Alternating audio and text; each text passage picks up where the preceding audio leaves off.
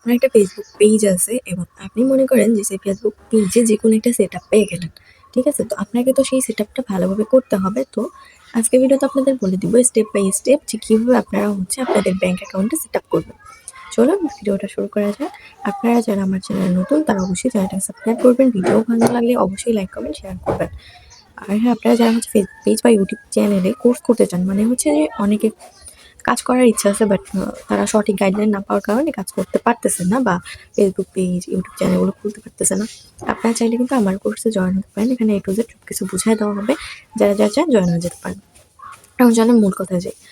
কথাটা হচ্ছে যে ব্যাংক অ্যাকাউন্ট কিভাবে সেট আপ করবেন। একটা পেজ আপনার আছে, ঠিক আছে? আপনি অনেক কষ্ট করে ওখান থেকে একটা সেট আপ পাইছেন। কিন্তু ওই সেট আপটা কিন্তু আপনাকে খুব ভালোভাবে করতে হবে। যদি আপনি ভালোভাবে সেট আপ না করেন তাহলে কিন্তু আপনার ব্যাংকে টাকাও আসবে না, ডলারও আসবে না। সেক্ষেত্রে আপনার পুরো কষ্টটাই বিফলে যাবে। যদি আপনি আপনার ব্যাংক অ্যাকাউন্টে সেট আপই করতে না পারেন তখন কিন্তু আপনার কাছেই খারাপ লাগবে যে আসলে আপনার এই ভুলটার জন্য বা এতটুকু ভুলের জন্য আপনার ব্যাংক অ্যাকাউন্টটা সেট আপ হলো না। তখন কিন্তু আর টাকা আপনার ব্যাংকে আসবে না, অন্য কোথাও চলে যেতে পারে বা এমনও হতে পারে যে টাকাই আসলো না। ঠিক আছে? তো এই কারণে বলব যে অবশ্যই মন দিয়ে কথাগুলো শুনবেন এবং এই নিয়মে ব্যাংক অ্যাকাউন্ট সেট আপ করবেন। তাহলে আশা করি যে আপনি যদি সবকিছু ঠিকঠাকভাবে দিতে পারেন, আপনার ব্যাংক অ্যাকাউন্টে টাকাও আসবে এবং কোনো ধরনের কোনো সমস্যা হবে না। চলেন এখন আমরা কথা বলব। ফার্স্টেই আপনাকে ব্যাংক অ্যাকাউন্ট সেট আপ করার জন্য আপনার কিছু ইনফরমেশন দরকার হবে।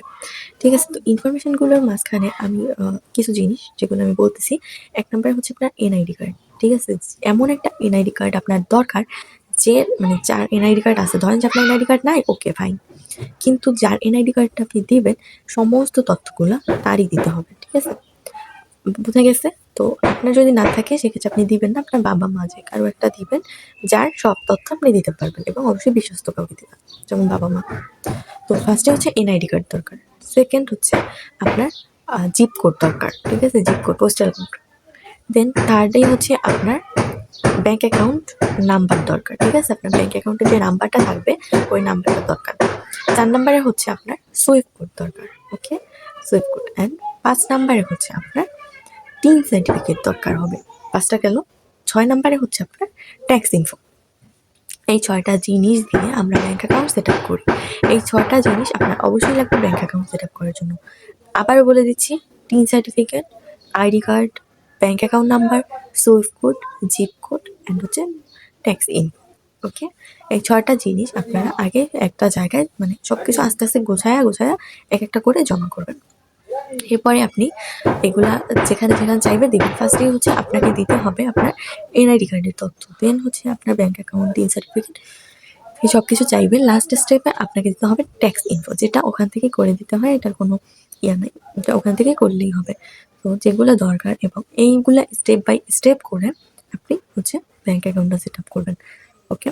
তাহলে সঠিকভাবে ব্যাংক অ্যাকাউন্ট সেট আপ করতে পারবেন এবং এটা মনে রাখবেন যে সবকিছু যেন ঠিকঠাক হয়। মানে ব্যাংক অ্যাকাউন্ট নাম্বার, আপনার এনআইডি নং, এই সবকিছু যেন একটা অক্ষরও যাতে ভুল না যায়। প্রতিটা অক্ষর যেন একদম মানে সবকিছু যেন মিলে যায়। ঠিক আছে? তাহলেই কিন্তু সাকসেস হবে।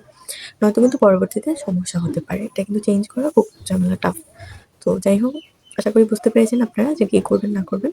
তো ব্যাংক অ্যাকাউন্ট সেট আপ করতে কি লাগবে স্টেপ বাই স্টেপ আশা করি বুঝে গেছেন।